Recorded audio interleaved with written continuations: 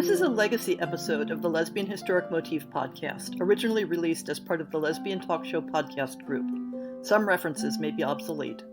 The show looks at lesbian-relevant themes in history and literature, has interviews and discussions about current historical fiction with queer female characters, including fantastic versions of the past, and presents new original historical fiction for your enjoyment.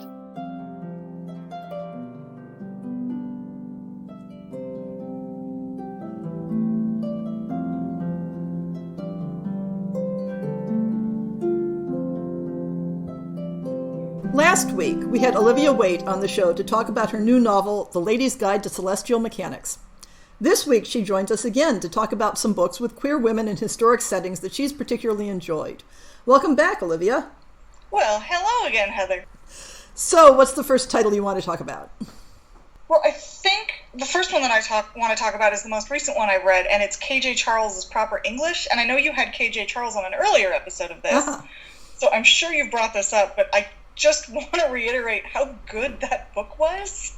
Mm-hmm. I mean, I've been in a very murder mood lately, and so, like... I think a lot of us have been. Yeah, I don't think it's a coincidence a lot of people are writing Gothics right now, either. Mm-hmm.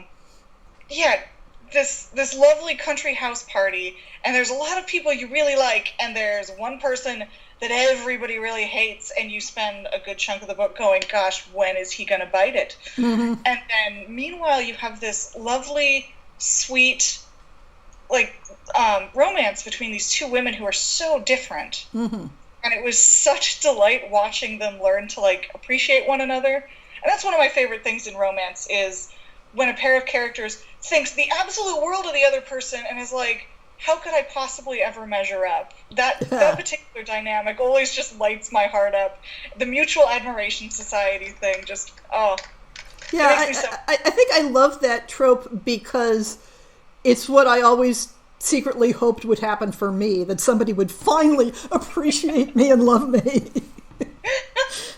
Well, that's the dream, isn't it? Yeah, and that's why it's so popular. Exactly, yeah. And that's such a simple dream, and you want everybody to find that, in real life and in fiction. But fiction's so much easier to give to people than life relationships. Okay, yes. What's next? Well, next is, I think, probably one of the most grounded historical FF romances I've ever read, which is Farah Mendelssohn's Spring Awakening. Uh-huh. And it's a very classic structure. It's a single POV, so it's very, very Georgette Heyer in the sense that you don't quite know what the other love interest is thinking all the time. Mm-hmm. But it's historical romance in, it's a manufacturing town in England, but it's like a button factory owner's niece, and she's just lost her father. And the opening is just so heartbreaking and gorgeous, and it's about her losing her father. It's the one book where, and it's a very early scene, so it's not much of a spoiler, but they kill off the dog, and it's beautiful. And it's like, oh my gosh, you can break any rule in fiction. Like, I would normally hate this, and it's so careful and poetic and wonderful, and I'm like, I am in the hands of a wonderful author. And then she moves to Manchester with her uncle and his family, and it's one of those where there's somebody she really likes, and then there's somebody who's attractive and dangerous, and so one of those slight love triangle kind of things. But it's just it's so concrete, and you can feel like you're in the map of the city at the time, and it was wonderful, and I just felt like I was living and breathing right there in the best way. And one of the things I loved about that novel is because the protagonist has a very close friend that she has had a romantic and sexual relationship with, who has now married and moved away, and it's so utterly normalized as part of her life history. That's right, yeah. And I love those details because we can see in the history and the literature the romantic side of that sort of friendship, and then just extending it that little bit and saying, well, of course they were also making out. Yeah. Kissing feels pretty good. Yeah. People to do it if they get the chance. And also that space of given the legal obligations. I remember the end of that book. There's a solution they come to that's just so refreshing and wonderful, and it's something that people did all the time in real life.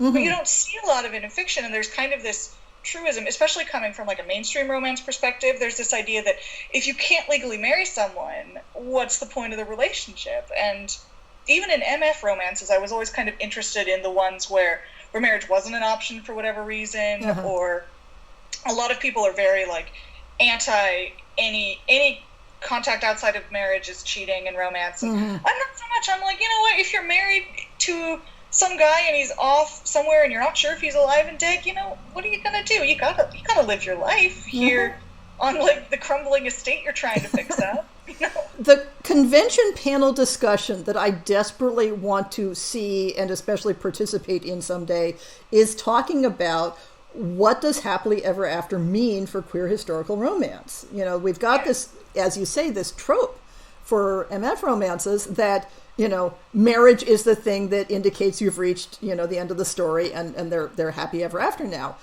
But, you know, for same-sex couples, that has only very recently been an option for happily ever after.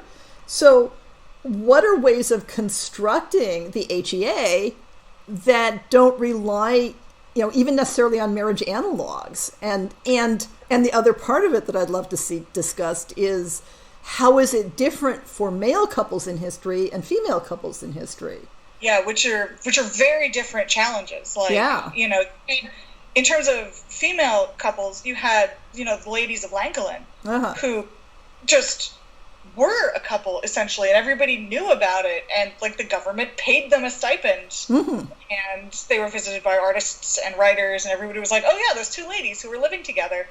And people still debate, well, do we think this was a sexual relationship? Do we think this was a romantic? And I'm like, in some sense, that doesn't matter. They could have been doing anything they wanted or not. And that's the important thing. Like, it matters less what we think and what people at the time thought.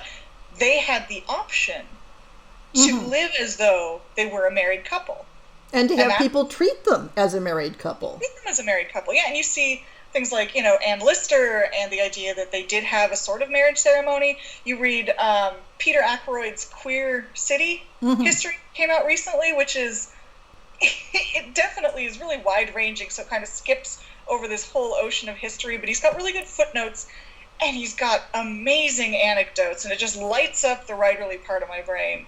But one of the things he talks about was how many records we have of churchmen, like vicars and priests and pastors, and writing, oh, this couple came asking me to marry them, but I could tell that they were both women, so I said no, and they went away. And that's the end of the story. And then you think, well, those are just the ones he spotted. So plenty of people probably snuck off to a nearby parish, wrote down some names in a register, and then pretended like they were legally married because they, for all intents and purposes, were. And this...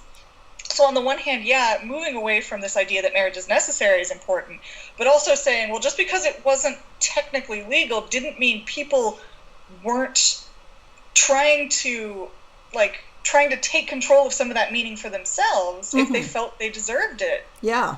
You see fake marriages being performed at the Molly houses in 17th century London. Like, you know, they would throw huge, like, parties and marry multiple couples.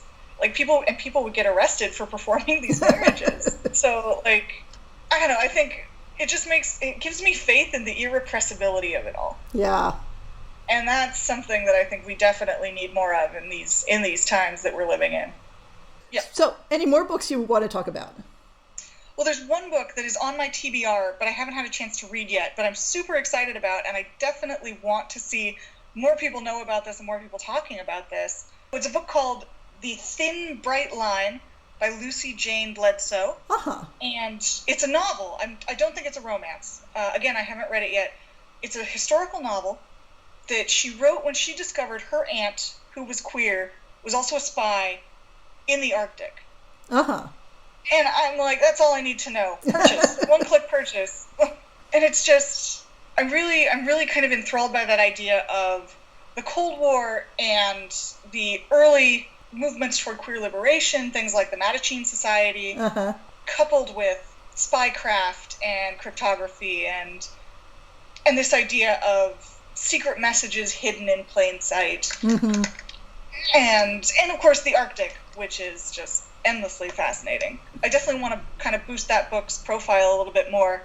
Yeah, one of my other interviewees mentioned that as well. I think maybe it was Ellen Klages who mentioned it, but I'm not positive. Yeah. So, yes, definitely.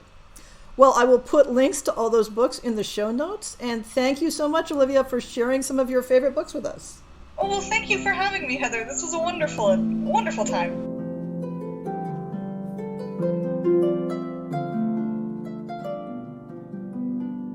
I hope you've enjoyed this episode of the Lesbian Historic Motif Podcast. See the show notes for links to people and topics. Most shows will have a transcript linked as well. If you have a book announcement, a topic suggestion, or might like to appear on the show, please drop me an email. If you enjoyed this podcast, please rate it and subscribe on your favorite podcast app, and consider supporting our Patreon.